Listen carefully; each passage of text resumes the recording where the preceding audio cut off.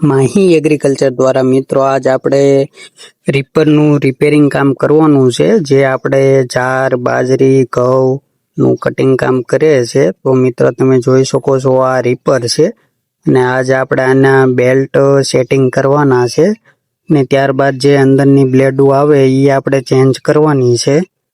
તો મિત્રો તમે જોઈ શકો છો કે આપણે સૌથી પહેલા આગળનો ભાગ ખોલી નાખશું.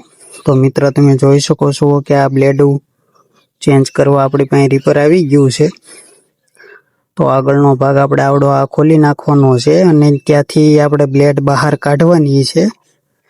તો મિત્રો વિડીયો ગમે તો લાઈક કરો, શેર કરો, ચેનલને સબસ્ક્રાઈબ કરો અને તમારે જો કોઈ પણ જાતનું કામકાજ કરવું હોય તો અમારો કોન્ટેક્ટ કરી શકો છો, અથવા સનેડા રિપેરિંગ માટે, નવા સનેડા માટે પણ અમારો કોન્ટેક્ટ કરી શકો છો. તો મિત્ર તમે જોઈ શકો છો કે આપણે બેલ્ટ બહાર કાઢી નાખ્યા છે.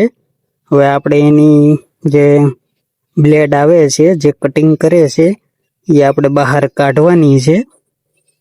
તો મિત્ર આપણે નીચેના જે એના ફોર્ક આવે એ ખોલી નાખવાના છે. ત્યારબાદ ધીમી હથોડીના ઘાયેથી બ્લેડ બહાર કાઢી નાખવાની છે.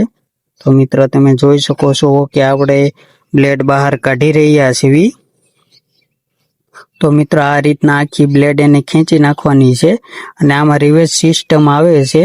તો જે બ્લેડ ખરાબ થાય એ નવી ચેન્જ કરી નાખવાની છે.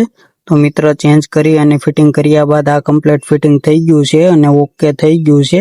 હવે આ કટિંગ માટે જાય છે. વિડીયો ગમે તો લાઈક કરજો અને કમેન્ટ કરજો.